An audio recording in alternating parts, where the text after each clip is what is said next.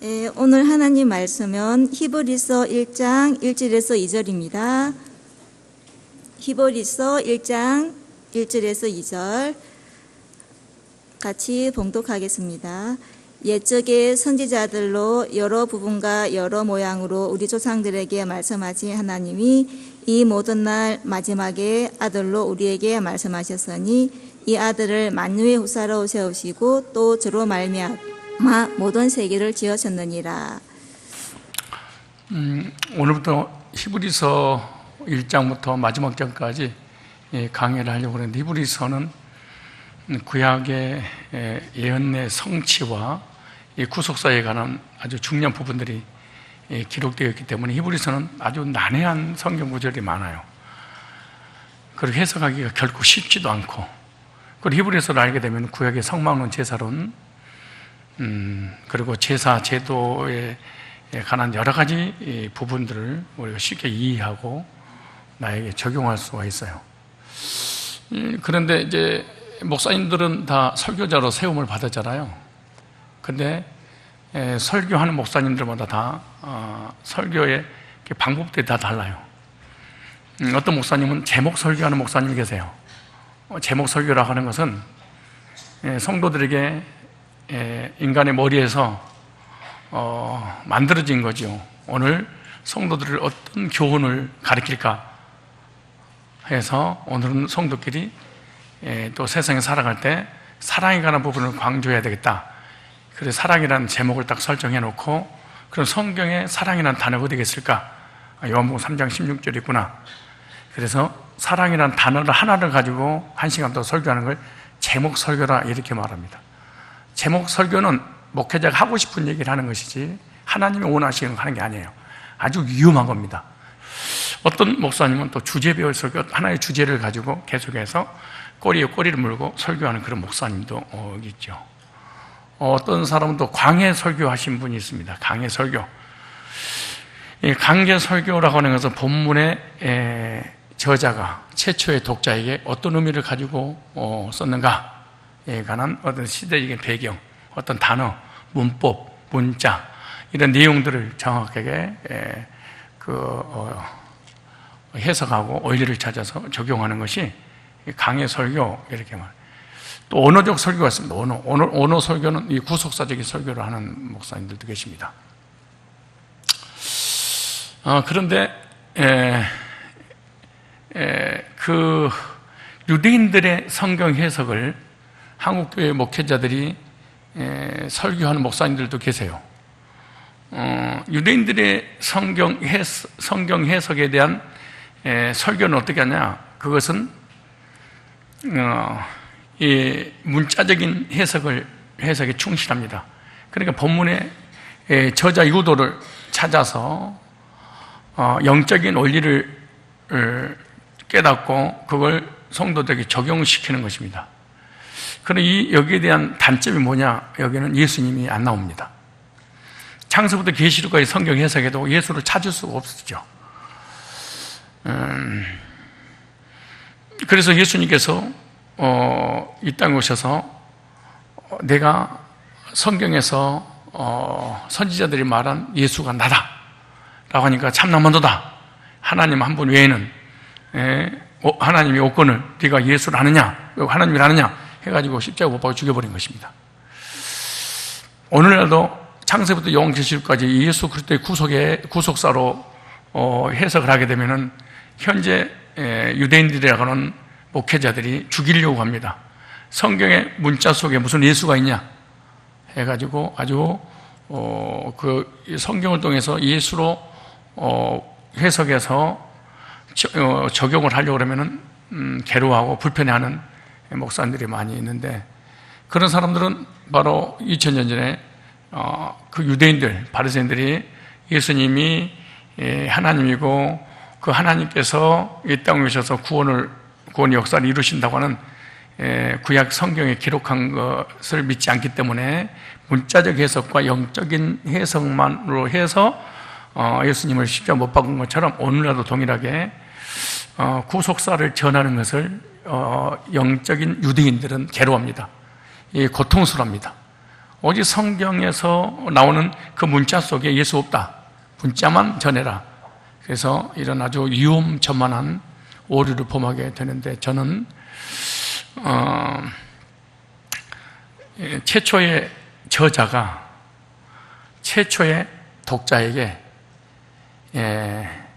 어떤 의미를 부여하려고 기록했으며 왜 이 편지를 썼는지, 그 시대적 정황과 상황과 그 문화적인 그 배경과 그 시대적 상황을 잘 해석을 해야 되고, 또 하나는 이 문법 속에 하나님의 의도가 무엇인가, 그 다음에 문자, 단어 속에 하나님의 의도는 무엇인가, 그리고 단어와 문자와 이 문법과 역사적인 이 배경 속에 우리를 향하신 하나님의 구속사적인 원리가 무엇인가, 이것을 깨닫고 삶 속에 적용시켜 줄 때 이것을 복음이라 이렇게 말을 하기 때문에, 여러분들 히브리서를 강의하는 중에 하나님을 만나서 하나님을 누리면서 행복한 그리스도인의 삶을 살아갈 수 있도록 우리 주님께서 역사해 주실 줄로 믿습니다.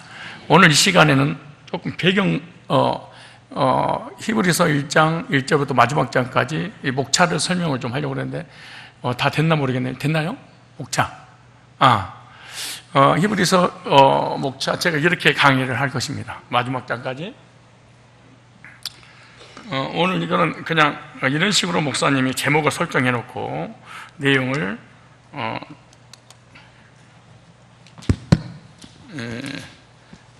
오후 예배 때마다 말씀을 전하시겠구나. 꼭 이렇게 전한 건 아니지만, 이런 목차에 대한 주제에 토대로 해서 내용 하나하나를 말씀드릴 것입니다.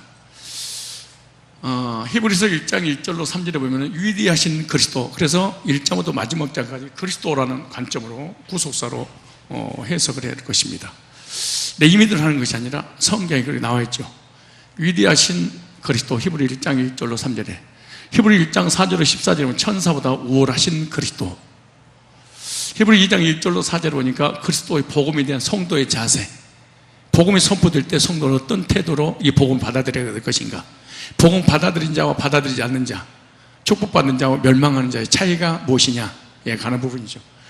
그 다음 히브리 2장 5절로 16절에 보면 그리스도의 고난을 주신 주님께서 십자가의 구속을 통해서 우리에게 주신 6가지 영적 원리, 영적 6가지 원리란 말은 6가지 원리가 잘못되기 때문에 구원도 받지 못하고 지옥 가게 되는데, 예수님께서 우리를 구원하시려고 영적인 원리, 구속사의 6가지를 해결했다. 그 6가지를 받아들인 것을 구원이라 이렇게 말하는 거예요. 히브리 2장 14절 18절은 그리스도는 왜 인간이 되셨는가, 왜 말씀이 육신되고 창조주고 구세주고 하나님은 사람이 되셔서 십자가 못 박아 죽게 될 이유가 무엇인가에 관한 부분이죠. 그 다음에 히브리서 3장 1절로 6절에 보면 구원받은 하나님의 백성들은 절대로 자랑을 잃지 마라. 너의 신분, 너의 정체성이 분명하고 그게 확신한다면 절대로 자랑을 잃지 마라. 구원 간증하고 구원의 확신을 갖고 구원받은 것으로 이 세상을, 자신을, 환경을 이겨야 된다. 구원받은 것 정말로 감격 속에 자랑하며 살아라 라고 하는 거죠. 구원 간증이 없다면 너는 구원이 아니야 라고 할 정도로 너의 신분에 대한 이 정체성을 사람들과 하나님 앞에 자신 있게 자랑을 해라 라는 것이, 자랑을 잃지 않으면 이것이 하나님의 집이라 이렇게 할 정도로, 자랑하지 못하면 너는 하나님 집이 성전이 될 수 없다 이렇게 말씀하죠. 히브리서 3장 7절 14절은 확신, 절대로 구원의 확신을 받은 것을, 그 믿음을 잃지 말아야 된다라고 하는 내용입니다. 자, 히브리 3장 15절로 19절에 보면 불신앙이제, 이스라엘 백성들이 왜 망했느냐, 불신앙으로 패역한 족속이 하나님 말씀을 거역함으로 광야에서 다 죽었지 않느냐, 너희는 이 불신앙의 죄가 얼마나 큰지 아느냐, 너는 불신앙하지 말아라. 히브리 4장 1절로 11절에 영원한 안식, 창조의 안식, 주일의 안식, 내 심령의 안식, 영원한 안식, 가난의 안식, 이 안식의 의미, 안식에 몇 가지 원리가 있습니다. 나는 어떤 안식이 있는가, 정말 육신의 안식을 얻었는가, 심령 속의 안식을 얻었는가, 아니면은 이 이스라엘 백성처럼 가난의 안식을 얻었는가, 아니면 천국의 안식을 얻었는가. 우리 하나님께서 일주일 동안 세상을 딱 창조, 우리 인간을 창조를 한 다음에 안식하셨더라. 예수님께서 안식하셨다. 안식의 의미는 무엇인가? 그 안식과 나와 안식은 어떤 차이가 있는가? 안식의 의미. 여기서 전부 다 구원론입니다. 구속사입니다. 이 안식 속에 내가 들어가 있는가? 나는 지금 어떤 안식이 왔는가? 이 안식. 내가 안식이 없다. 거듭난 게 아니다. 아주 적나라하게 기록해 놨습니다. 여기에. 말씀이 히브리 4장 12절을 보시면 말씀은 어떤 능력이 있는가? 어떤 역사가 나타나는가? 말씀의 능력, 말씀의 역사. 말씀이 선포되면 어떤 성도들 심령이 어떻게 뒤바뀌게 되는가? 그 사역을 누가 하는가? 이 말씀의 능력이 하는 거다. 그 다음에 히브리서 4장 14절 16절 보면 위대하신 대제사장인 예수 그리스도, 위대하신 대제사장인 그리스도에 관한 부분이죠. 그 다음에 히브리서 5장 1절 5절에 보면 일반 제사장, 대제사장, 이 제사장의 직분이 무엇인가? 제사장을 누가 세웠는가? 어떤 사람을 제사장으로 세웠는가? 제사장이 해야 될 일이 무엇인가? 제사장의 사역, 목회자들의 사역에 관한 부분이죠. 예수 그때 대제사장의 직분, 예수님은 대제사장 직분을 히브리 5장 5절로 10절에 어떻게 감당하셨는가? 그 대제사장의 직분을 감당하신 그 주님 만나면 우리는 어떤 변화가 일어나게 되는가? 히브리 5장 11절로 14절은 영적 진보의 필요성, 어린아이 같이 방언하고 환상을 보고 세례받고 뭐 이런 것은 구원이 아니다. 이거는 구원이 아니기 때문에 너희들이 구원의 확신을 가져야만이 신앙이 성장할 수 있다. 신앙의 성장성. 왜 내가 신앙이 성장하지 않는 이유가 뭐냐? 신앙의 성장에 관한, 나는 성장이 됐는가 안 됐는가에 관한 부분입니다. 그 다음에 히브리 6장 1절에 기독교 기초가 되는 교리들입니다. 히브리 6장 1절에 기초가 되는 내용에 대해서 쭉 나오죠. 그래서 영적 진보의 필요성은 하나님 말씀을 맛만 보지 말고 체험을 해라. 맛보는 체험, 의의 말씀을 경험을 해야지 이론적으로 알고 있으면 신앙이 성장하지 않는다. 그러면서 멜기스덱의 반차가 뭐냐? 아론의 반차가 뭐냐? 이제 대제사장과 일반 제사장의 반차, 릴레이, 계통에 대해서 얘기하는 거고, 히브리 6장 1절로 이제 기독교 기초가 되는 교리들, 교리 붙잡고 늘지 마라. 이 기초의 교리를 붙잡은 것은 이거 구원이 아니다. 구원의 체험을 분명히 해야 된다. 라고 하고, 그게 히브리 6장 1절 2절입니다. 그리고 히브리 6장 4절로 8절에 배도자에 대한 경고입니다. 하늘의 은사를 맛보고 성령의 참여가 되고, 그 다음에 말씀의 능력도 맛보고, 내세도 맛보고, 그러니까 이 하늘의 천국이라든가 말씀이라든가 은사라든가 성령의 은혜라든가 이걸 다 맛보고 타락한 자는 다시는 구원할 수 없나니, 이는 예수님을 십자가에 못 박고 또 다시금 2번 못 박게 하려 합니다. 이게 나온 내용이 히브리서 6장 4절 8절. 이것 때문에 그 율법주의라든가 성화주의라든가 이런 사람 이 말씀을 가지고 우리한테 공격하죠. 히브리서 6장 말씀을 가지고 이 공격이 뭐냐 그러면은, 한 번 구원받으면 영원히 구원받은 건 잘못됐다. 구원받은 사람은 타락할 수 있다. 봐라, 하늘의 은사를 맛보고 성령에 참여하고 내세를 맛보고 타락했지 않느냐. 그러니까 구원받은 사람은 타락할 수 있다. 그러면 장로교회 한 번 구원받으면 영원히 구원받은 교리가 잘못됐다라고 가르친 이 구절입니다. 오늘 왜 히브리서 6장에 한 번 타락한 자는 다시 구원할 수 없나니, 이는 저가 예수를 다시 십자가에 못 박게 하며라. 이런 내용이 오늘 서론 부분을 이해하면 오늘 히브리서는 처음부터 난해한 구절이 싹 뚫려요. 서론을 이해를 못하면 난해한 구절이 하나도 안 뚫리고 자의적 해석을 해. 자기 의도대로 해석을 해서 자기 틀에다가 성경을 끼워 맞춰서 이단이 되고 율법주의가 되고 마는 거예요. 그래서 도대체 이 배도자에 대한 거, 왜 구원 받았는데 배도하는 거냐? 구원 안 받은 사람이 배도하는 거냐? 배도는 어떤 배경을 가지고 배도라는 단어를 썼는가? 이거 이해를 해야 돼. 이거를 이해를 못하면 안 되는 거예요. 저는 솔직히 오늘 처음으로 이런 얘기를 하는데, 저는 이 성경을 강의할 때 창세부터 계시록까지 이미 강의해 놓습니다. 저는요. 제가 아주 게을러 보여도 조금만 하니까 목사님이 아주 게을러 터진 줄 아는데, 김용성 집사님이라든가 예성이라든가 우리 전도사들은 내 컴퓨터를 항상 맨날 막 왔다 갔다 하면서 보잖아요. 우리 예성이한테 내 컴퓨터 전 창세부터 계시록까지 전체를 내가 보여줬어. 그랬더니 우리 예성 전사가 목사님의 내공이 여기 있었군요 그러더라고. 그냥 하는 게 아니에요. 목사가 하루 설교 딱 준비해가지고 그날 할 거 없고 그런 게 아니고, 이미 수년 전에 창세부터 계시록까지 이렇게 틀, 대지, 소지, 소소지 싹 잡아놓고, 그냥 잡은 게 아니에요. 그냥 이런 목회자처럼 설교하는 게 아니고 원리를 가지고 영적 구속사를 가지고 다 뚫어놓은 거예요. 다 뚫어놓은 거예요. 그리고 히브리서 1장부터 13장까지 다 준비해놓고 1장 1절 소론합니다. 그래서 오늘 알려주는 거예요. 그러니까 제가 오늘 설교를 시작하면은 이 자리에서 이거 끝날 때까지 계속 할 수 있겠죠. 그죠? 그러니까 어떤 집사님이 이제 회개하셔야 되는데, 예, 어떤 집사님이 이제 어르신이니까 이제 이해하리라고 생각해요. 저하고 이제 웃으라고 하는 얘기예요. 어떤 집사님이 저를 너무 존경하고 사랑하고 아끼는 나머지 우리 교회 20년 다니신 분이 계세요. 안수 집사님이신데, 그래서 목사님은 참 이게 다른 목사님하고 비교하면서 나한테 우리 그 목사님처럼 지혜로우신 분이 없다고. 참 똑똑하고 지혜롭고 다른 목사님은 참 다른 것 같아. 천재적인 어떤 머리 두뇌를 가지고 있는 것처럼 이분도 좀 똑똑하신 분이니까. 그래서 내가 이제 기대를 잔뜩 하고 왜 무슨 말씀 하시려고 이러실까?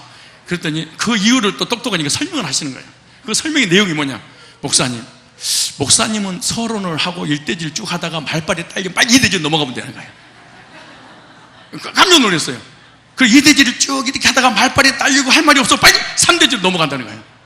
그 3대질 하다가 말빨이 딸리면 딴 사람은 계속해서 말이 안 되는데 막 말을 만들어가지고 예를 썼는데 목사님은 결론 딱 끝내버리는 거예요. 내가 그 말을 듣고 아주 그냥 구원받고 난 이후에 요단강 이거 약 배터리가 닿았네.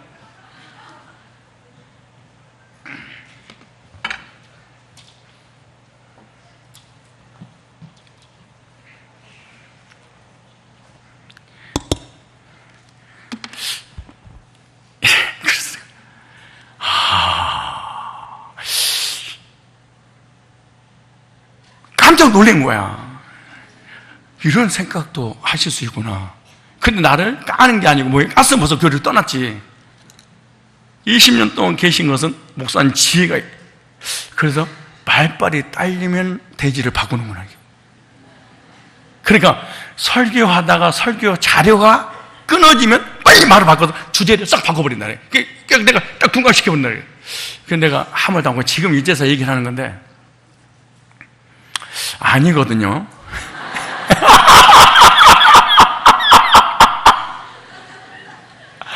그럴 때까지만 사셔야 됩니다. 내가 여기서 메시지를 못 만들어서 막 답답해가지고 빨리 옮겨야지. 여기서 딸릴 때까지만 사셔야. 그러는 것이 철저한 조직과 논리에서 나오는 거예요. 그냥 메시지가 막 그냥 나오는 게 아니에요. 그 누구도 따라올 수 없는 원리에 근거한 메시지가 나와서 조직이 딱 이렇게 되는 것이지 말빨 딸려서 대지를 바꾼 것이 집사님 아셨죠? 오셨어요? 예, I'm sorry. 그런 게 아닙니다. 예, 그래서 밑에서 알려준 거예요. 말빨 딸려도 얼마든지 설교 준비 다 해놨구나 목사님이. 그 말빨 딸리는 것이 아니고 철저한 준비된 메시지가 나오는구나 이렇게 생각하시면 돼. 그 다음에 히브리서 6장 9절로 12절 보니까 성숙한 신앙을 위해 필요한 것이 뭔가? 신앙이 성장하고 성숙하려면 어떻게 될 것인가? 히브리 6장 13절 20절 그리스도인의 큰 안이 정말로 우리가 이 땅에 살아가는 동안 어떤 위안을 받을 수 있는가? 누구를 통해서 위안을 받는가? 히브리 7장 1절로 멜기세덱은 누구인가? 멜기세덱의 반차와 아론의 반차. 멜기세덱이 하는 사역이 무엇이고 아론이 하는 사역이 무엇인가? 멜기세덱도 이어지는 계통과 아론으로 이어진 계통이. 그럼 성산교회 목사는 어느 계통을 이어받았는가? 그리고 저쪽 교회는 어떤 계통을 이어받았는가? 저기에 설명하는 거지. 이게 성경에 아주 난해한 구절들이 많아요. 그 다음에 히브리 7장 5절 10절인가? 더 위대한 제사장이 누구신가?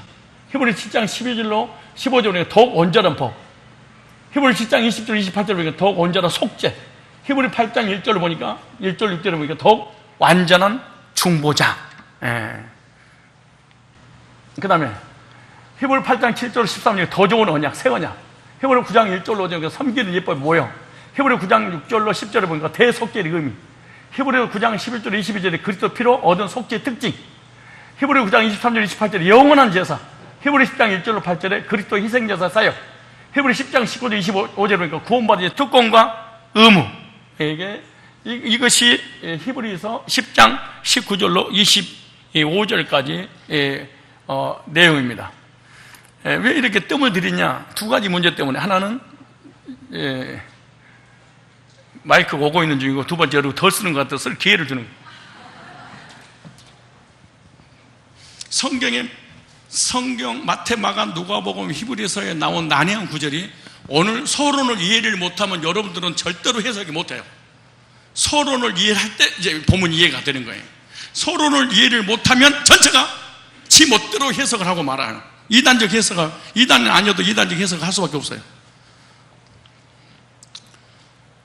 자, 히브리 10장 26절 31절에 배도자의 죄. 왜 배도하는가? 배도하면 어떤 죄라고 하는가? 히브리 10장 32절 39절에 믿음의 전진. 히브리 11장 1절 3절 믿음이란 도대체 뭔가? 이 언어를 가지고 믿음은 도대체 믿음의 정의를 뭘로 내렸는가? 히브리 11장 4절을 보니까 믿음의 조상 아벨은 어떤 믿음을 가졌는가? 히브리 11장 5절 6절을 보니까 하나님과 동행하는 믿음, 에녹은 어떤 믿음을 가졌을까? 히브리 11장 7절 노아의 믿음, 그 다음 히브리 11장 8절 10절에 아브라함의 믿음, 믿음에 관한 장이죠. 히브리 11장은 그 믿음은 어떤 믿음이었는가?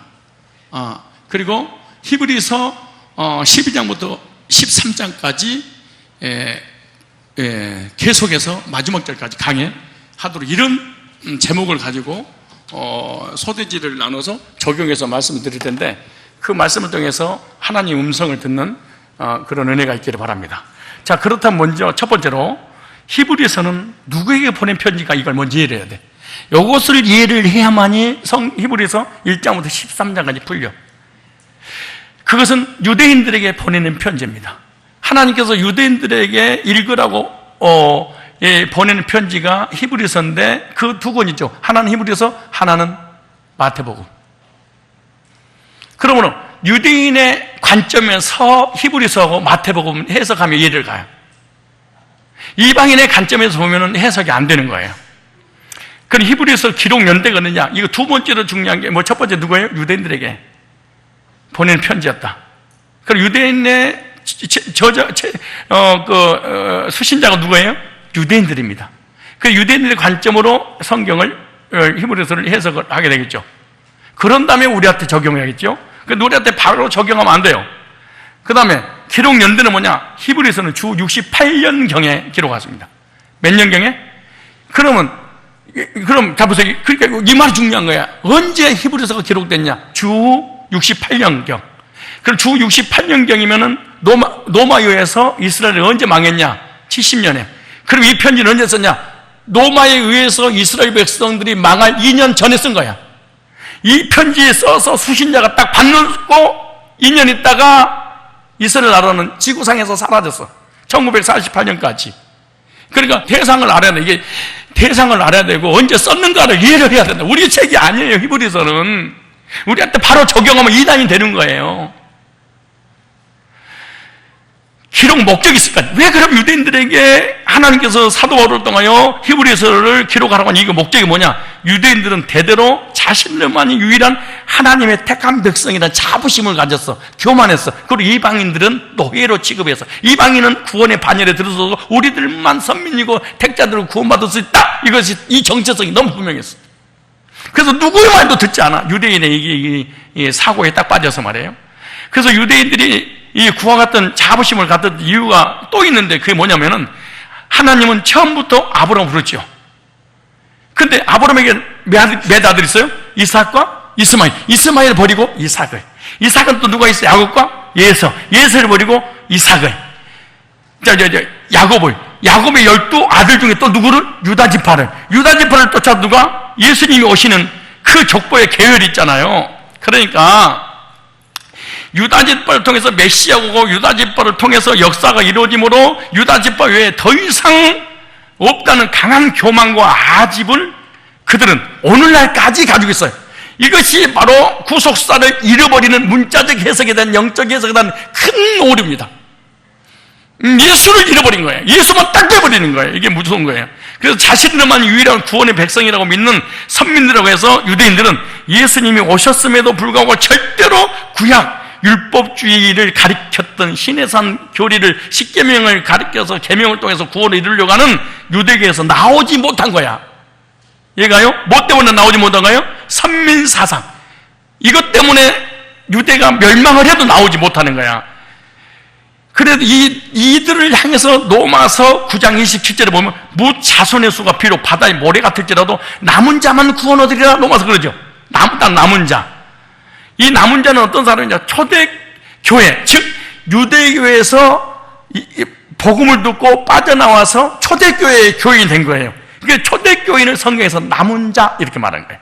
그 남은 자는 어디서 출발했냐? 율법주의라는 유대교회에서 예수님을 통해서 구원받고 초대교회가 형성이 돼. 이방인으로 유대교회가 형성이 되는 게 아니에요. 예, 유대교회에서 복음을 듣고 율법주의가 복음주의로 돌아와서 예, 초대교회가 형성돼. 그 초대교인을 갖다 성경에 남은 자 그런 거예요. 요한계시록에 나오는 7교회는 모두 유대교가 아닌 이방 교회들이잖아요.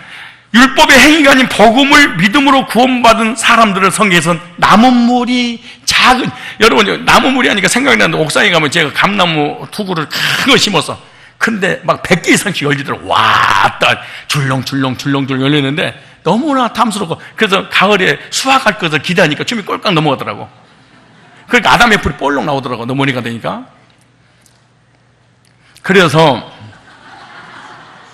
그런데 얼마 전에 큰 센 바람이 지나갔잖아요. 우수수 다 떨어지고 한쪽에 있는 나무는 한 개도 없고 싹 떨어져 버렸어요. 근데 이쪽 장도감이라고 대봉 있잖아요. 그 나무에는 몇 개가 달렸어. 단감에는 좀 더 달렸어. 태풍이 쳐서 바람에 그 약한 열매들은 다 떨어지고 몇 개 남았어. 그걸 남은 물이 그래. 남은 자 이 말이에요. 다시 말해서 율법주의에서 복음주의로 돌아온 구원받은 극소수를 남은 자 그렇게 말해요. 이단들이 너무나 많은데 복음에 남는 자가 그 소수. 그래서 유대교에서 빠져나온 이 남은 무리가 세계를 폭발적으로 복원시켰는데요. 오순절 마가다락방에 성령이 강림하시고 난 뒤에 많은 유대인들이 유대교를 탈퇴해서 나왔습니다. 어디서 탈퇴했어요? 마가다락방에 성령이 오시기 전과 후가 달라요. 그리고 복음이 이방인에게 전해져 많은 사람들이 구원을 받았지만 유대교에서 나온 사람들은 예수님을 믿고 유대교도 믿는 경향이 있었어. 이게 이제 아주 중요한 원리 있지만요. 캐톨릭에서 나와서 기독교로 개종했잖아요. 그래도 완전 개종이 안 됩니다. 벌써 혹시 그것이 진짜인지도 몰라 돌아가야 될 텐데 이것이 너의 머릿속에 도사리고 있어요. 이게 완전히 안 없어지는 거야. 여러분들 마찬가지야. 율법주의에 있었던 그 집사들은요, 그 추억을 못 잊어. 은사주의에 있었던 사람은 그 신비주의를 못 잊어. 그래서 교회 와서 복음을 들어도 옛날에 참 기도 많이 할 때가 좋았지. 그때 뭔가 뿅하고 올라간 게 좋았지. 내가 율법을 지키고 11조 하면서 금식하고 주일 한 번도 안 빠지고 새벽 작정기도 한 거. 그때 이것이 이 추억이 안 사라지고 있는 거예요. 유대교가 잘못된 것을 알고 개종을 했는데 그 유대교에서 못 벗어나는 거야. 그 양다리를 거치고 있는 거야. 주일날 낮에는 초대교회에 가서 예배 드리다가 오후 예배는 어디 가서 유대교에서 다시 드리고 이 짓거리를 한 거예요. 그 배경을 좀 이해를 해야 됩니다. 왜 편지를 썼는지. 복음도 받아들였지만 다시 예루살렘으로 돌아가려고 했고 실제로 돌아갔습니다. 다시 말해 복음으로 돌아왔다가 시험이 들고 고난이 오니까 다시 율법으로 다시 돌아가 버려요. 예수님께서 구약의 모형도인 예수님께서 오셔서 십자가에서 성취하심으로 제사가 끝나고 신약이 시작됐어요. 그 양 잡아서 제사 드리고 율법주의 유대교에서 나오지 않고 개선해서 양을 잡아서 제사를 드리는 거예요, 유대교가. 그래서 하나님께서 더 이상 제사를 드리지 못하게 하려고 하기 위해서 예루살렘을 멸망할 계획을 가지고 있었던 거예요. 뭐 위해서? 노마를 들어서. 그러므로 유대교에서 나와서 초대교회 남은 무리가 되었는데 유대교로 다시 돌아간다면 어떻게 할 것이냐? 다시 회개할 수 없다. 히브리 6장 1절이야. 그래서 바울은 예루살렘을 떠나라고 편지 쓴 거예요. 왜? 타이터스 장군에서 주 70년이 망할 거니까 믿어서. 그래서 로마 티토스 장군에서 예루살렘의 멸망 직전 68년쯤이니까 아주 급박한 내용의 편지입니다. 이 편지 읽자마자 예루살렘을 떠나야 되거든. 이건 영적으로 아니에요? 육적으로 실제 있었던 사건이잖아요, 역사적으로. 그래서 빨리 예루살렘 빠져나와야 되는데 많은 사람들이 성전에서 양을 잡아 제사를 왜 구약에서 못 나오니까. 그래서 예수님이 십자가 못 박혀 죽으셨기에 이 제사는 더 이상 필요가 없는 제사다. 근데 끝까지 그걸 붙잡았는데요. 그래서 구약 예루살렘 교회 신해산 교회, 율법을 전하는 그 교회, 양을 잡아서 제사드린 그 교회를 디토스 장군이 해서 없애버린 거예요. 그래서 흩어져서, 그래서 회당이 생긴 거예요.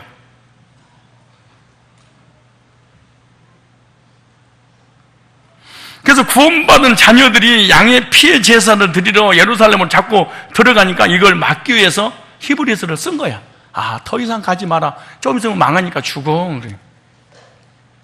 더 이상 예루살렘에 가서 예배 필요가 없으므로 빨리 나오라! 이런 의미로 쓰여진 게 히브리서예요. 우리한테 한 얘기가 아니에요. 한국을 떠나라. 전쟁이 일어나니까. 어디로 가? 캐나다로 가야 돼. 그래서 히브리서를 통한 경고를 받고도 예루살렘 빠져나오지 않았던 백성들은 실제로 주 70년에 로마 티토스 장군에서 완전히 멸망을 당합니다. 이제는 육적 제사를 드릴 필요가 없고 영적 제사 제도가 우리에게 이제 적용되는, 육적 제사는 끝났으니까 영적 제사, 신령과 진리로 드릴 때가 성령 안에서 예수 이름으로 제사 드리는 거지, 양 잡아서 율법을 지켜서 하나님 앞에 드리는 제사는 끝났다, 이걸 강조하는 거죠. 근데 예루살렘이 멸망하게 될 거니까 빠져나와야 된다고, 그래야 산다고 편지 썼는데 읽으면서도 나오질 않아. 그래서 유대인들이 빠져나지 않는 이유는 그래도 자신들이 택한 백성이요, 선민사상이라는 거예요. 예루살렘을 떠나면 죽는다는 거예요. 그 당시 예루살렘 두 가지죠. 하늘 예루살렘, 땅 예루살렘. 하늘 예루살렘은 초대교회, 땅의 예루살렘은 유대교, 신해산 교회. 율법을 받아서 율법을 지키지 않으면 제사를 통해 양 잡아서 제사를 드림으로 속죄함으로 제사가 이루어진 이 제사를 끝까지 놓지 않는 거예요. 그런데 역사적으로 2년 후 주 70년에 로마 군대가 쳐들어와서 실제로 잘 기억이 안 나는데 한 100만 명이 죽었는데 10년 동안 예루살렘에 불이 안 꺼졌대. 실제가 다니라고 10년을. 그리고 9만 명을 포로로 끌고 가가지고 로마의 노예를 삼게 만들었죠. 근데 역사적으로 실제 있었던 일이잖아요. 근데 말씀에 순종하지 않으므로 저주받아 죽으면서도, 여기서 중요한 거예요, 그들은 말씀 지키려고 했던 택한 받은 우리들이 순교자의 길을 가는구나 그러고 죽었어. 이단들도요, 전부 다 자기가 하는 이 말씀을 지키려고 순교당한다고. 이거는 순교가 아니고 개죽음이에요, 이거는요. 여러분, 우리들도 성질이 더러워서 싸우는데 핍박받는다고 그러잖아요. 아니, 부부싸움 하는 것이 거의 다 성질 더러워서 부부싸움이에요? 아니면 복음 때문에 싸워요? 남편한테 앉으려고 하는 것이지. 그러면서 주님, 내가 언제까지 이 핍박과 그 고난을 이겨야 되나요? 금방, 그럼 하나님 그러는 거예요. 금방 해결해 줄까? 네, 성질 죽여라. 근데 순교자의 길을 가고 내가 그런 거짓말을 하는 거예요, 그거. 근데 이 사람들이 지금 율법주의가 지금 순교의 길을 가고 있다는 거야. 그래서 예수님께서 유대인들 향해서 이 말씀 전하는 거예요. 마태복음 3장 9절에. 자, 보세요. 마태복음 3장 9절에. 자, 여러분들도 마찬가지예요. 마태복음 3장 9절에. 자, 시작.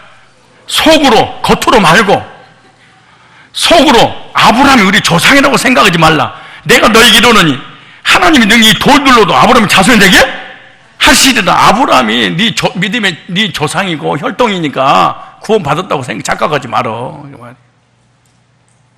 그럼 예수님이 그랬죠. 나는 아브라함의 하나님, 이삭의 하나님, 야곱의 하나님이야, 이렇게 말해요. 여러분들도 이 아브라함, 이삭, 야곱의 하나님을 믿지 않으면 여러분 구원이 아니에요.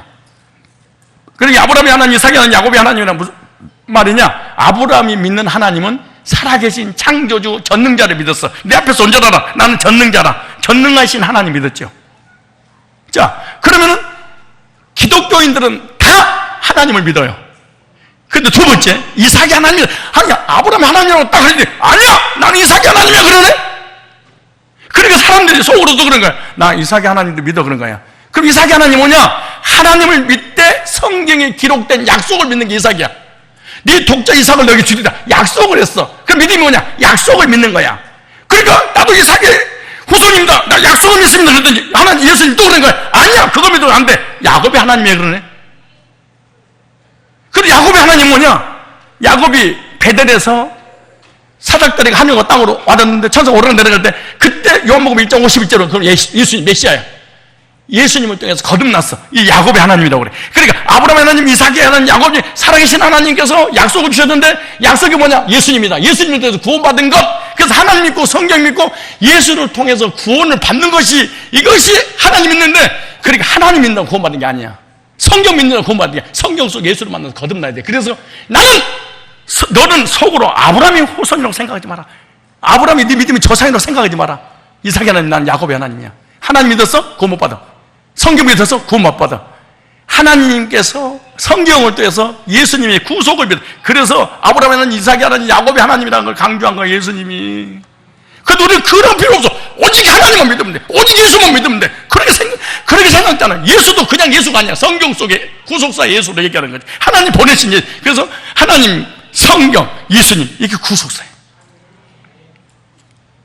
로마서 8장 28절에 그래서 로마서 8장 28절에 바울이 이 부분을 가지고 유대인들에게 이렇게 말해요. 대저 표면적 유대인이 아니요, 표면적 유신 할례가 아니라 오직 이면적 유대인이 할례는 마음에 할지니 신령이 있고 의문이 있지 아니하는 것이라. 그 칭찬이 사람에게서가 아니요 다만 하나님께서. 하나님 홀로 유대인 하나님 뭐시냐, 또 이방인 하나님 아니시냐, 진실로 이방인 하나님 되시냐, 할례자도 믿음으로 말미암아 또는 무할례자도 믿음으로 말미암아 의롭다 하시니 하나님 한 분이시라.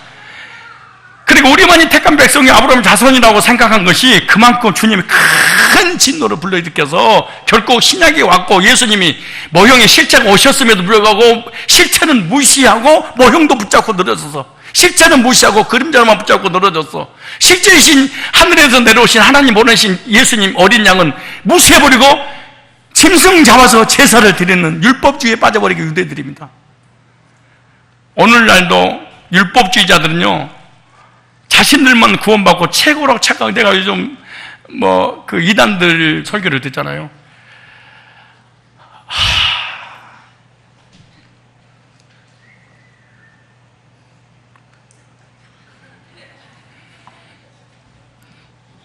수만 명 목회하고 수천 명의 목사들 거기서 배우는데 내가 그거 설교를 들으면서 그냥 웃음 나더라고. 이래야 이제 비판하고 싶지도 않아.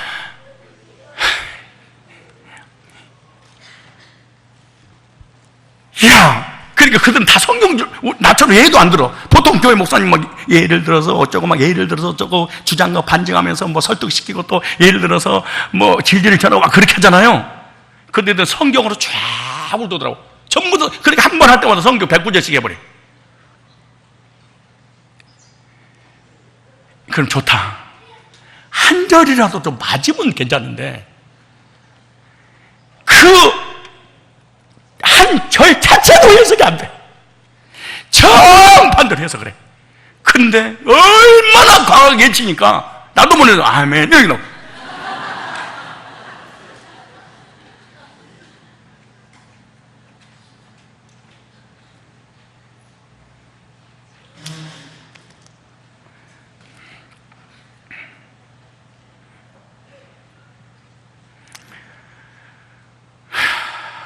신천지니 율법주의니 신사도니 인터컵이니 WCC니 이런 거짓 교리에서 빠져나와서 복음도 구원받은 게 남은 무리가 되는데 그 신천지라다가 안상홍의 이단에서 빠져나오면 구원이 없는 줄 알고 착각하는 거예요. 시대적 배경 이해했죠? 두 번째, 성경에 예언이 있습니다.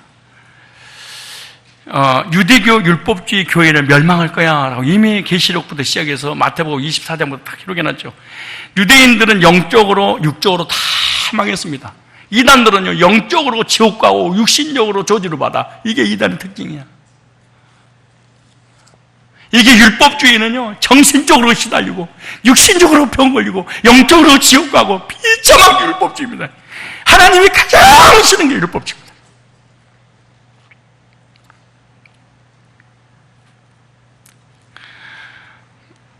이 얘기를 하면 끝이 없어서 계시록 13장에도 계속 나옵니다. 계시록 13장에 근데 이건 지금 시간이 없기 때문에 제가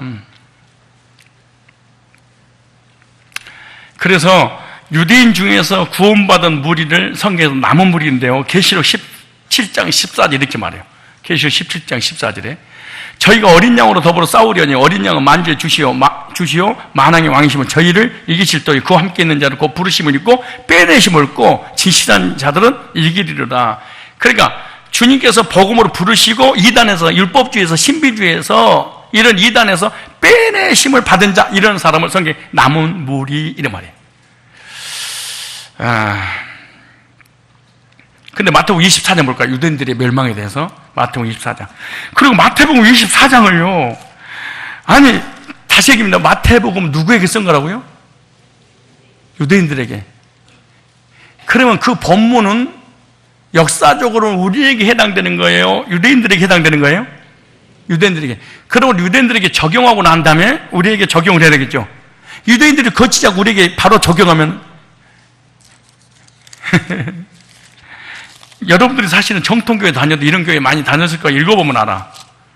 이런 교회 다니면서 얼마나 큰 소리 쳤는지 모를 거야.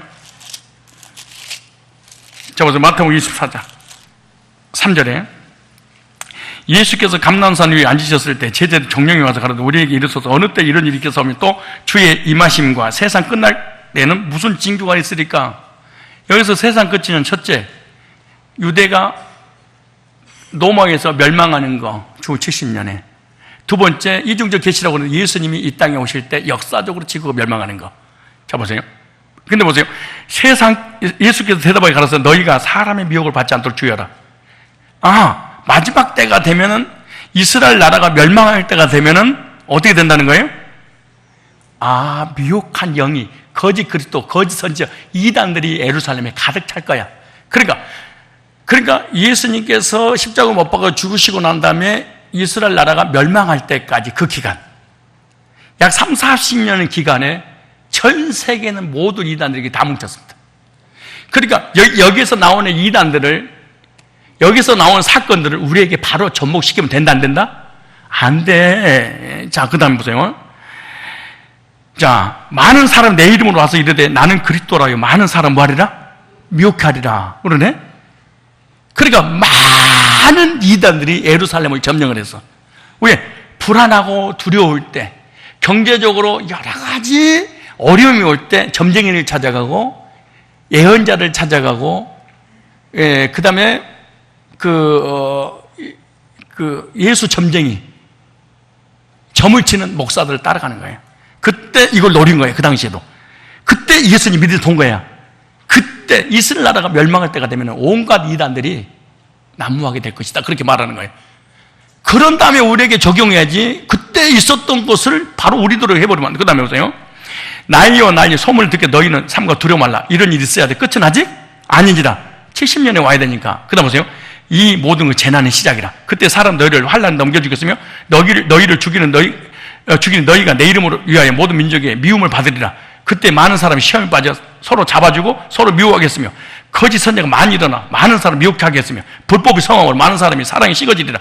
그러나 끝까지 견딘 자는 구원 얻으리라. 이 청복음이 모든 민족이 증거되기 위해 온 세상에 전파되 그때 끝이 오리라. 실제로 바울이에서 또 도마에서 부산까지 복음이 들어왔어요. 부산까지. 그러니까 이미 사도들 초대교회 당시 전 세계 복음이 끝까지 가버린 거예요. 그리고 또 역사적으로 예수님 재림할 때 이런 일이 또 한 번 일어나는 거예요. 근데 보세요.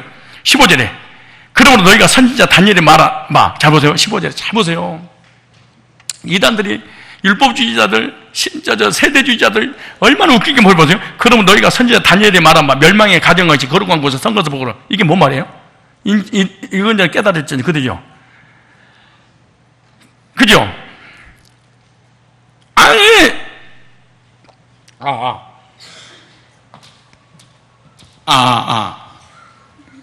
테스트 했습니다. 잘 보세요.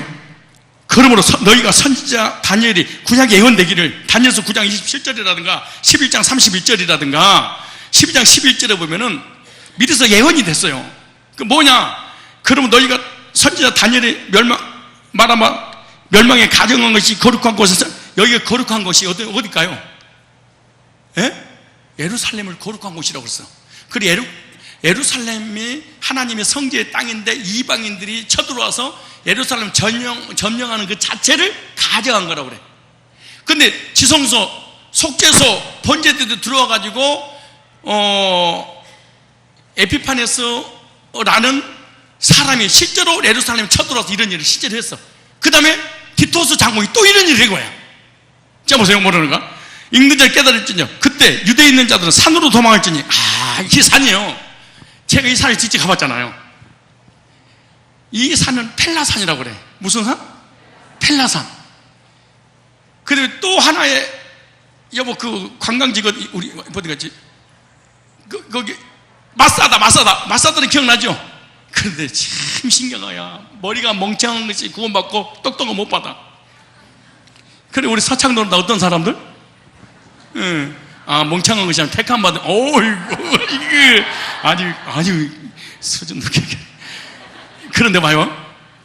이 마사다와 펠라가 있는데 주님께서 뭐라고 초대교인들한테 그랬냐면은 너희들을 위해서 잠깐 그 로마의 그 저주로부터 피할 수 있는 시간을 주겠다는 거야. 근데 주 68년, 이제 70년 사이겠죠? 디토스 장군이 수만 명의 군대를 끌고 예루살렘을 점령해서 굶어 죽게 만드는 거예요. 진을 치고. 그러니까 도저히 이제 자식들이 굶어 죽으니까 견딜 수가 없으니까 예루살렘 성전문을 딱 열려고 하는 그런 찰나에 놀라운 일이 벌어졌네. 로마 디토스 장군이 그 나라에 내란이 일어났던가 아버지 황제가 죽었던가 그렇게 해가지고 잠깐 며칠만 그 예루살렘 함락시키는 것을 딜레이를 시켜. 그걸 전부 다 해군해버린 거야. 그 해군을 할 때 예수님께서 초대교회들한테 미스 받았어. 잠깐 구원의 길을 내가 열어놓은 거니까 그때 깨달아라. 그때 예루살렘에 빨리 빠져나와서 펠라산으로 가라 그래. 기가 막힌 거지. 그러니까 하나님께서 육신의 구원을 주려고 다 멸망시키기 아니고 펠라산을 준비해놨어. 근데 펠라산은 어떤 산이냐? 평범한 산이야, 이 산이야. 근데 여기는 펠라산이야. 근데 펠라산 있고 여기는 도로야. 근데 도로로 지나가면 이게 보이는 데야. 아주 너무너무 야산. 그런데 초대교인들이 예수님이 하신 말씀이 기억나서 그 문을 잠깐 열어놓은 순간 예루살렘 함락 당에 빠져나온 거예요. 빠져나와서 펠라산 도망갔어. 초대교인들이 다 거의. 그리고 유대인들은 어디로 도망갔냐? 이 말씀이 기억이 안 날 거냐? 시내산에 있으니까. 그래서 머리 쓴 거야. 로마의 그 타이터스 장군이 군인들이 쳐들어와서 우리를 죽이려면은 펠라산으로 도망가는 초대교회에 얼마나 멍청했겠어. 왜? 아니 완전 보이는 야산인데다가 그걸 길목에다가 그걸 도망가봐야 예루살렘에 너나 떨어지지 않는 곳인데 그리 도망가니까 아니 기가 막히지. 그리고 얘네들 어디로 가냐? 마사드로 도망가요. 마사드로 어떤 건 난공불락의 성이야. 그래서 유대인 1000명이 난공불락의 그 요새인 그 마사다로, 요즘 마사다 인터넷 들어가면 다 나오잖아요. 그 이제 관광지가 됐어. 근데 거기는 전부 다 돌물로 높이 올라서 지금 헬기로 올라가면 그만인데 그 당시에는 걸어서 올라갈 수가 없어. 점령하는데 불가능해. 올라가면 위에서 돌로 내려쳐서 다 이렇게 죽여버리니까. 근데 성경이 뭐라냐? 그들이 토성을 쌓고 그래. 그러니까 유대인들을 죽이기 위해서 토성을 쌓 어떠냐? 흙으로 그 마사다의 그 높이만큼 쌓아버리는 거기다가. 무슨 말이에요? 그냥 병지로 만들어버린 거예요. 자, 그렇다면 질문. 강의를 아이들 가르칠 때 질문을 많이 해봐봐. 그럼 애를 머리에서 쥐가 하나 다음에 안 오는데 이게 질문 던지는 것이 얼마나 서로 피차 좋아요. 정신 바짝 차려야 되고 밥상도 차려야 되고 막 그러잖아요. 그런데 로마 군인들이 밧줄을 엮어서 올라오려면 돌로 오겠어. 이만 돌이, 내가 가서 보니까 돌이 이만씩해. 이렇게 큰 바위야. 바위로 올려서 던져가지고 다 죽이는 거예요. 그래도 토성을 쌓았어. 질문, 어떻게 쌓았을까? 어떻게 하면은 돌에 안 맞아서 무사히 토성을 쌓아서 그 마사다로 도망갔던 유대인들을 죽일 수 있을까? 어떻게 할까요? 어떻게 하면은 한 사람도 안 죽고 유대인들을 그 땅을 점령하고 사람을 다 포로로 아니면 죽일 수 있을까? 어떻게 하면 될까요? 내가 얘기할게. 내가 할게. 그냥 할게. 이 방법이 하나 있습니다. 그것이 뭔지 아세요? 유대인 포로에게 상을 쓰게. 그러니까 유대인 포로 있어요. 포로 잡은 포로들에게 성을 쌓게 하니까 자기 민족에 죽일 수가 없겠지. 그래서 그렇게 성경이 나와. 토성을 쌓고 그렇게 나와. 이 성경 마태복음 24장에. 그리고 거기를 점령해. 그리고 1000명이 이방인들. 그러니까 거룩한 곳에 가정한 선거서 보면 그때인 줄 알아. 멸망의 때가 된 줄 알아. 근데 그 가정한 것들에 의해서 죽이는 것을 큰 수치로 생각을 했어. 그래서 다들 자살한 거예요. 오늘은 내가 너를 죽이고 너는 나를 죽이고 다 죽고 아이 하나, 딸 하나, 엄마 셋이서 그 마사대에 직접 가보니까 큰 우물이 있더라고. 그 우물 밑으로 들어가 숨은 거야. 다 자살. 나중에 로마인들을 피해서 그들 세 사람이 증인인데 로마인들이 펠라에 숨겨져 있는 걸 전혀 모르고 이 주님 믿어서 알고 펠라로 숨으란 거야. 이 사람들은 쓰면 저 사람 하나님 지정을 살렸다. 그래 도망. 한 명도 죽지 않고 그 초대교회에서 세계 복음을 이루도록 하나님 만들었어. 이야, 우리의 피난처가 되시고 반석이 되시고, 우리가 아무리 힘들고 어려워도 하나님께서 피신시켜 놓은 곳이 있다는 사실을 우리가 확신하면서 기대하고 믿음으로 살아가야 됩니다. 말씀에 근거해서 말씀을 믿는 믿음의 사람들은 하나님 붙잡아 주셨어. 다 살았어. 그러나 말씀을 개무시하고 율법을 짓고 자기 머리 잔대가리에 굴려서 무엇인가 신앙생활 하려고 했던 그 사람들은 다 죽었어. 다 절명당한 거야. 머리 쓰지 말고. 그래서 신앙생활이 무엇이냐? 첫째, 게을러라. 둘째, 머리 쓰지 마라. 너무 설치지 마. 설칠 거 없어. 주님이 하시는 일이 없어. 내가 아무것도 안 하고 하면서 주님이 바빠질 거 아니에요. 그럼 뭔가 하나님이 하시도록 해야 되는데, 그리고 하나님 말씀이 근거한 믿음을 가져야 되는데, 말씀이 근거한 믿음을 갖지 않고 결국 로마 그 티토스 장군에 의해서 이스라엘 나라는 잡았어요. 그 다음에 뭐 아마요. 오늘 이거 서론만 하다가 유대인들에게 보낸 편지였다. 요거만 하고 이제 마칠 거예요. 아직 서론 한 일주일 더 해야 할 것 같은데요. 자, 보세요. 뭐라는 거. 근데 보세요. 그때 유대에 있는 자들 산으로 도망할지니라. 이 산을 지적, 이게 펠라산이라니까. 무슨 산?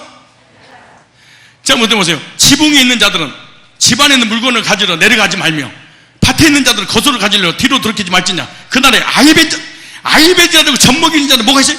어떤 권사님이 우리에게 왔어. 근데 그분이 임신했는데 얘를 다 뗐대. 그래서 왜 뗐냐고 물어봤더니 목사님이 마지막 때 예배한 자는 화 있을 때인데 임신했는데 애기 가지고 애기를 뗐다는 거야. 화 있는다고. 어디냐고 성경에 있다고. 이걸 가르치니까 말씀은 얘를 가지면 안 된다는 거야. 이게 성통교회 목회자가 하는 얘기가. 우리 교회 권사야. 우리 교회 집사야. 우리 교회 집사 동거야.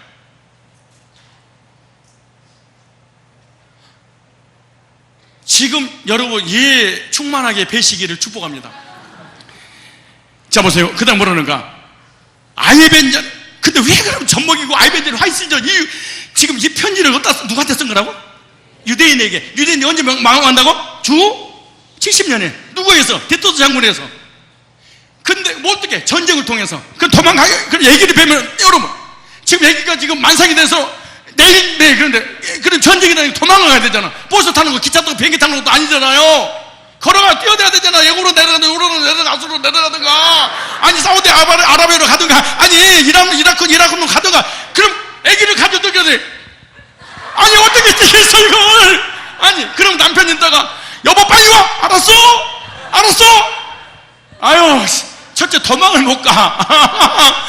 그래서 예배지 마. 두 번째, 이스라엘 사람들은요, 전쟁이 하도 자주 일어나니까 땅에다가 보석을 숨기다가 아니면 먹어가지고 똥을 싸서 나중에 그 똥으로 똥을 채워서 변으로 빼서 그걸로 생활을 했어. 그런데 디토스가 여기 찾아와서 보니까 예배하는 사람이 있는 거야. 그러니까 로마 군인들 시킨 거야. 야, 분명히 보석을 먹었다. 죽여라! 그러니까 배를 다 째버린 거야. 그래서 보석 끄집내보려고. 그 내기였어. 그래서 주님 미리 아시고 분명히 그들이 그럴 거 잔인한 행동을 할 거니까, 그때 이런 이단이 일어나고 미혹이 일어나고 거짓 선제가 막 일어나고 뭐거든. 그때가 시작이니까 예배는 자는 그때 얘기지만 그 얘기지. 그러니까 지금은 마지막 때가 아니니까 얘 낳아야 돼, 안 낳아야 돼? 낳아야지. 몇 명 이상 낳아야 돼? 그렇지. 자, 보세요. 다시 말합니다. 마태복음 누구에게 보낸 편지야? 유대인들에게. 히브리서 누구한테 보낸 편지야? 유대인들에게. 왜 보냈어? 구약이 끝나고 신약이 왔는데 구약적 믿음을 가지고 시내산 교회에서, 예루살렘 율법주의 교회에서 나오지를 못해. 제사 끝났는데, 예수님이 오셨는데, 그래서 그 제사를 피하기 위해서 전쟁을 하나님 준비를 했어. 그러니까 이거는 망해. 그러니까 그걸 배경으로 알아야만이, 그때서 그 마태복음이 뭔 말인지 알아들어. 그 다음에 너희는 도망하는 일, 겨울에는 안식되지 않도록. 왜, 자, 물어보겠어. 왜 도망한다고 그러잖아. 그럼 무슨 일이 벌어지니까, 사건이 벌어지니까 도망을 하지. 왜 도망을, 누가 죽이려고 하니까. 그런데 도망할 때 뭐가 되지 않도록 안식일이나 겨울에 되지. 왜 그럼 겨울이 되고 안식이 되지 않도록 조심하래? 에? 그게 틀리세요. 왜 그럴까요? 아니, 겨울에는 농사 지려고 밖에 나가, 안 나가? 안 나고 전부 어디 있어? 예루살렘 다 모여있을 거 아니야? 그러니까 죽이기 딱 좋지. 근데 더군다나 안식이 토요일이야. 그러면 안식일이 생명처럼 지켰던 이스라엘 백성들에게는 밖에 나가, 안 나가? 안 나고 어디 있어? 예배드리면 예루살렘 성전에 모일 거 아니야? 한 방에 다 죽여버릴 거 아니에요. 그래서 주님께서 동고가 골면서 안식일이 되지 않도록, 겨울이 되지 않도록, 아이벤저는 화이트, 이러는 거지. 본문의 배경, 문화적 배경, 그 시대 상황, 저자가 독자에게 하는 의미는 다 잘라버리고 그냥 우리한테 딱 달렸다면서 이렇게 성경을 사기치면 되겠어요.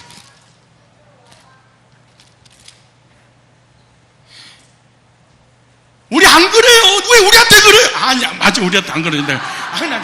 이게 문제야. 내가 청년 때 새벽 기도를 가잖아요. 그 나는 줄기차게 새벽 기도 나가거든요. 생명을 걸어서 새벽 기도해. 난 예배에 생명 걸었거든. 나는 누가 안 가르쳐도 난 스스로 이렇게 한 거야, 다. 그런데 목사님 시기하대.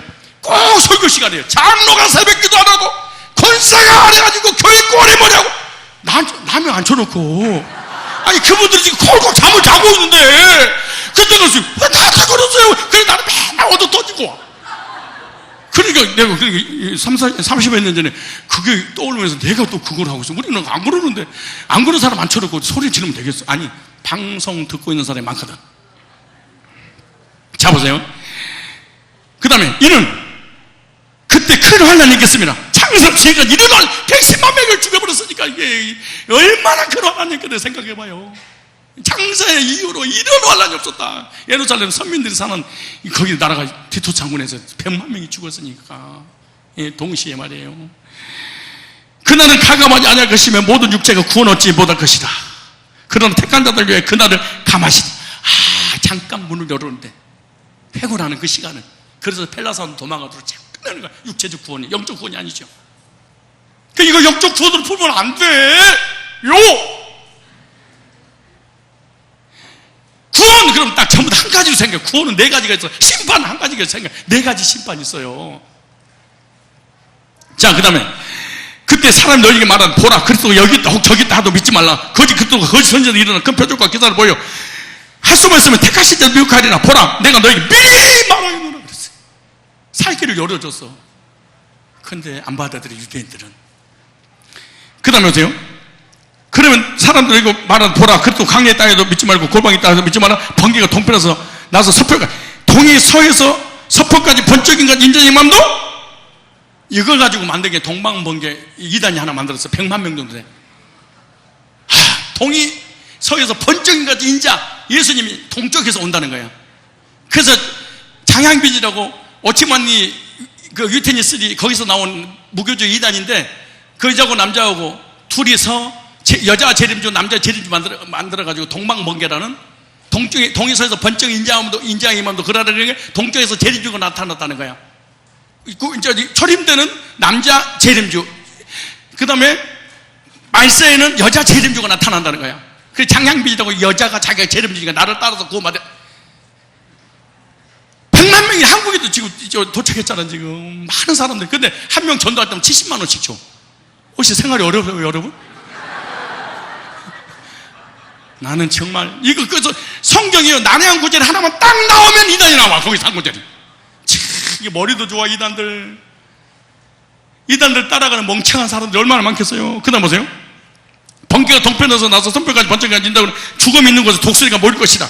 그렇게 되는 엄청난 저주제. 그날 그 환란 후에 즉시 해가 어두워지면 달이 빛을 내지 않으면 별들이 하늘에 떨어지며 하늘의 권능 흔들리리라. 제사장, 선지자 다 끝나버리는 거예요. 그래서 싹 끝나는 시대가 돼버린 거지.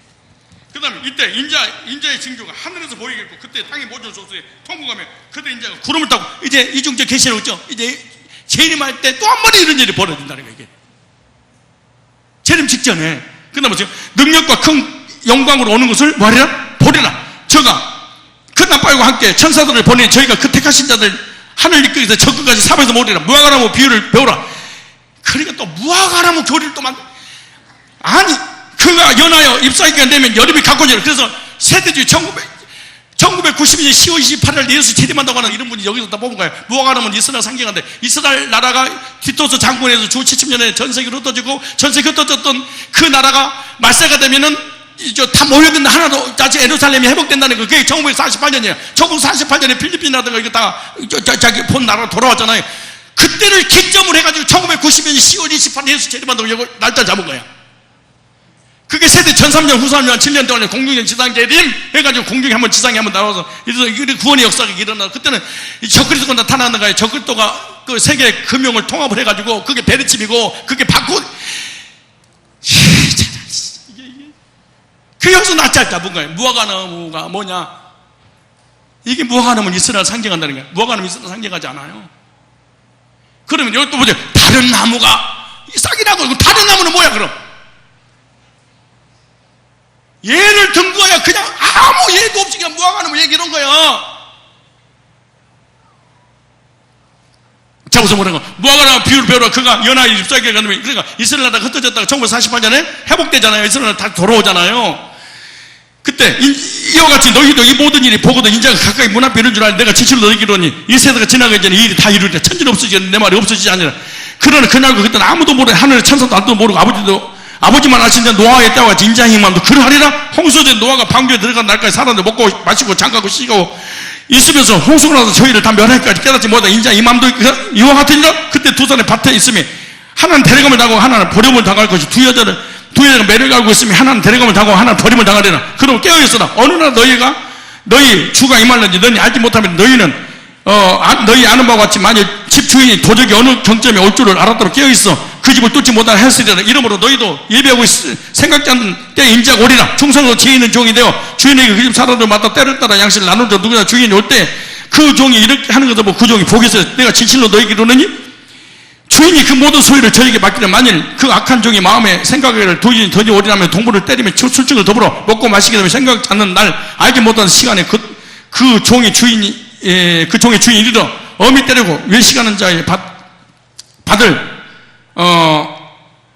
받는 유래에 처하려니 거기서 슬퍼하며 이를 갈고 있습니다. 이 마태복음과 마태복음 24장은 이중적 계시라고 그래서 첫째 유대인들에게 적용하는 것이고 두 번째 영적 원리와 삶에 대한 적용을 이 시대에 하는 것이지 지금 마태복음 24장 우리에게 한 얘기가 직접적인 얘기가 아니에요. 그런데 여기에 마태복음과 요한계시록에 지금 있었고 전에도 있었고 지금 없지만 장차 올 거다 이런 일이 있잖아요. 계시록 1장에. 이게 뭐냐? 성경의 예언이 다니엘서라든가 계시록이라든가 마태복음 24장이라든가 이런 내용들 90% 이상이 유대인들에게 다 성취된 거예요. 그런데 이방인인 우리에게 이걸 적용을 하면 얼마나 큰 오류를 범하게 되겠다고 생각해 봐요. 제가 말을 빨리 해서 그런데 미안한데 어찌되었든 간에 이스라엘 나라는 망한다? 망한다고 주님이 직접 말씀을 하셨어요. 그래 거기서 계속 있으면 돼요 안 돼요? 절대로 거기 있으면 안 돼요. 3시 50분이네요 시간이. 이거 지금 이제 2개 했잖아요. 이거 이제 서론 7개인데 어찌되었든 이거 하나만 가지고도 마태복음 24장 이제 이래. 그러니까 유대인들에게 보낸 편지구나. 유대인들에게 왜 보냈냐? 예수님 오셨는데 양잡아서 제사 드리고 율법을 지켜서 구원을 이루려고 하니까 그들에게 나오라고 안 나와. 그래서 억지로 하나님은 이스라엘 백성들을 예배 제사를 못 드리게 하려고 구약을 폐하게 하려고 로마 디토스 장군에서 싹 쓸어버린 거예요. 이해 가세요? 그러니까 그들이 흩어져서 제사를 못 드리니까 예배를 드려야 됐다. 그래서 회당을 만든 거야. 그 회당은 유대인들의 회당이라고. 유대인들의 회당이 뭐냐? 거기서 구약을, 율법을 낭독하고 거기서 그 말씀을 가지고 예배드리고 그걸로 말씀으로 교제 나누기. 그렇게 예수님과 예수님의 제자들이 그 회당에 들어가서 바울이 복음 전하고 막 그러잖아요. 유대인들의 회당이라고 그러는 거예요. 그래서 하나님은 제사를 받지 않고 제사를 지내지 못하고 신약, 은혜로, 믿음으로, 의롭게 되는 것을 깨닫게 하기 위해서 노마라는 이방인을 들어서 예루살렘을 함락을 시켜버릴 거예요. 이 말 이해가시죠? 그래서 근데 유대교에서 나왔어. 근데 다시 유대교로 돌아가려고 그래. 왜 돌아가려고 그러냐? 초대교회로 딱 돌아와 버리면 공무원 다 그 사퇴를 해야 되고, 그 다음에 재산 다 뺏기고, 그리고 육신적인 손해를 너무너무 많이 봐. 예를 들어서 캐나다 가서 복음을 전하고 그 다음에 갔더니 다시 캐톨릭 가버리더라고. 왜 그러냐고 그랬더니 사람이 죽으면 캐톨릭 거기에 무덤을 준대. 근데 기독교로 개종을 하게 되면 무덤을 안 주는 거야. 그러니까 묻힐 무덤이 없으니까 다시 돌아가 버리는 거야. 마찬가지로 유대인들이 기독교로 개종을 했는데 구원도 받지 않는 그런 상태에서 고난이 오니까 고난을 못 견디고 다시 유대교로 돌아가. 그래서 히브리서 6장에 다시 회개할 수 없나니. 왜? 죽어버리니까. 이 말을 잘 이해해야 돼. 히브리 6장은 난해한 구절이 아니야. 맛보고 맛만 봐서 거듭난 적이 없어. 그런데 다시 돌아가 버리고 나니까 예루살렘 멸망할 때 그들 육신 죽어 안 죽어? 죽어. 그러니까 다시 구원받을 수 없다. 그 얘기야.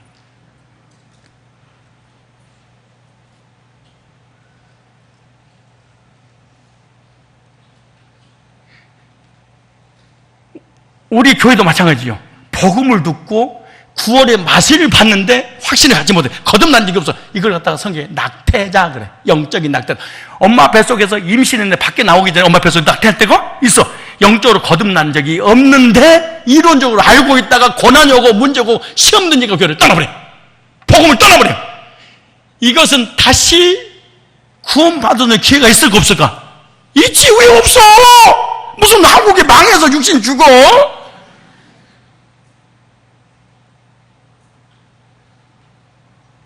오늘은 본문 배경 설명만 성경 해석법만 말씀드렸는데 이 배경을 이해를 하고 히브리서를 이해를 해야 돼. 이해가시죠? 기도하겠습니다. 하나님, 오늘부터 히브리서 1장 1절부터 13장까지 강해를 하려고 합니다. 성경의 저자이신 성령께서 귀한 말씀 조명해 주셔서 그 말씀이 바로 해석되게 하시고 바로 전하게 하시고 그리고 전해드린 메시지가 나에게 주신 원리로 깨닫고 적용해서 구속의 놀라운 은혜들을 경험할 수 있도록 친히 인도하여 주옵소서. 예수님이 걸어가신 이름으로 기도드리옵나이다. 아멘.